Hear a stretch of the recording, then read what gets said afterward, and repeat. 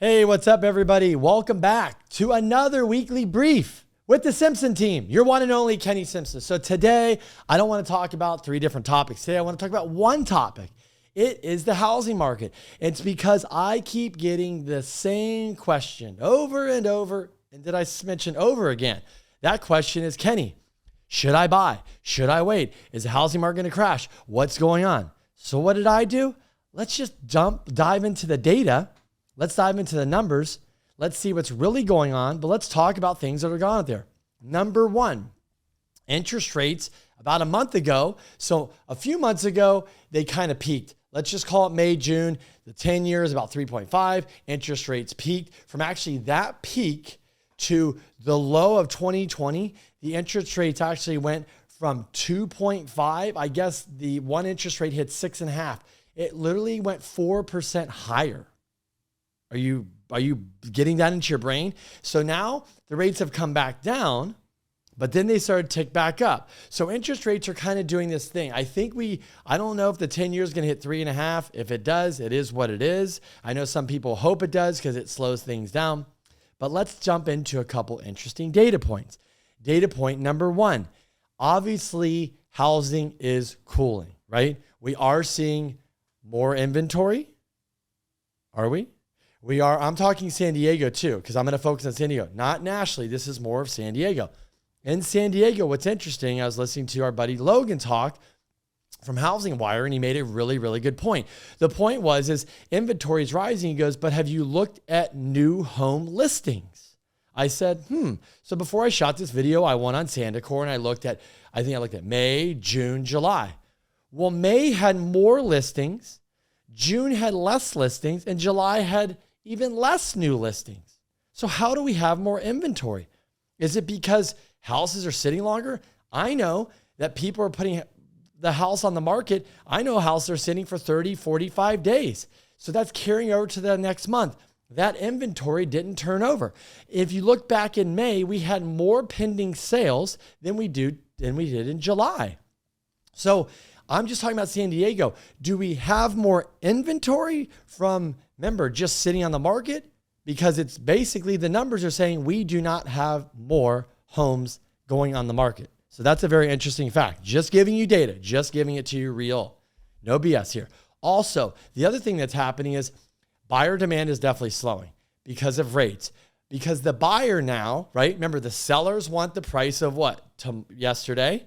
And the buyers want the price of tomorrow. There is this gap. The buyers are literally, the conversation I have is, why don't I just wait 30, 60 days? Because Kenny, aren't the homes that are on the market at 30 days, 45 days? They're either going to what? They're either going to accept a lower offer. They're either going to drop their price, or what are they going to do like 2018? They're going to take the home off the market. I'll just wait till next spring. I think rates will come back down. I think it'll be a better time. They'll just wait. What happens if people just take their homes off the market?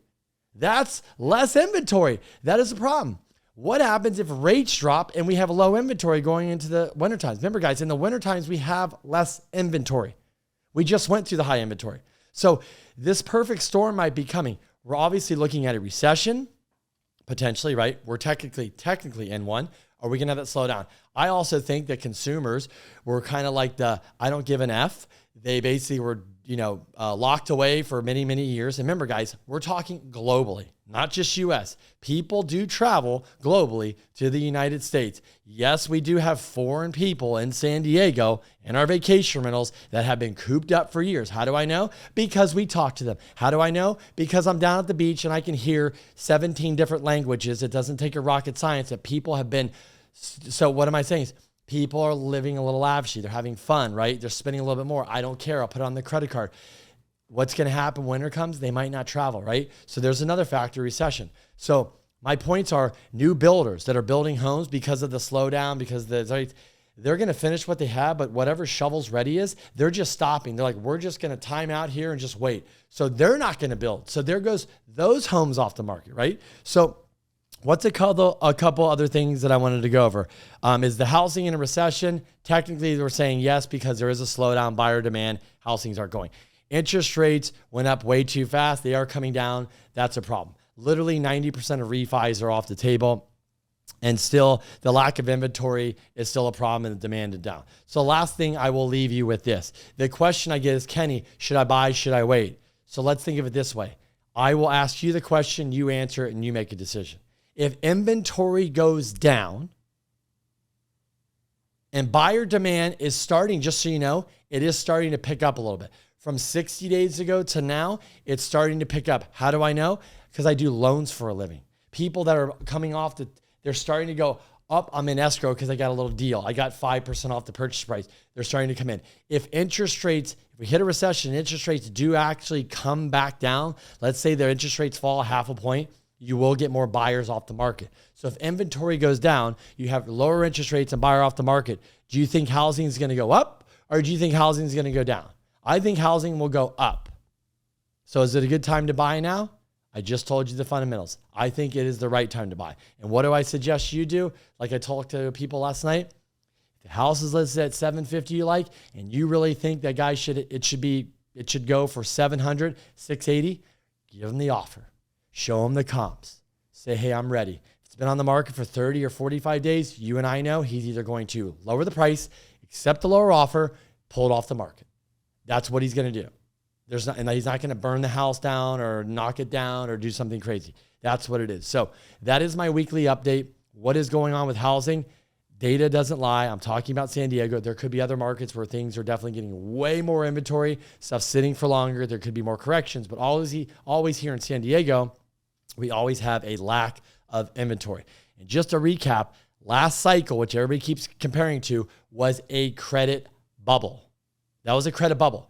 It was fueled by exotic mortgages at every level, right? So basically, when the guy that worked at McDonald's, literally, that owned 4 investment properties, that put 0% down and did a stated income, stated asset loan, and all he had to do is come up with closing costs, which, by the way, he got a seller credit for, and came in with 0 money and bought 4 investment properties.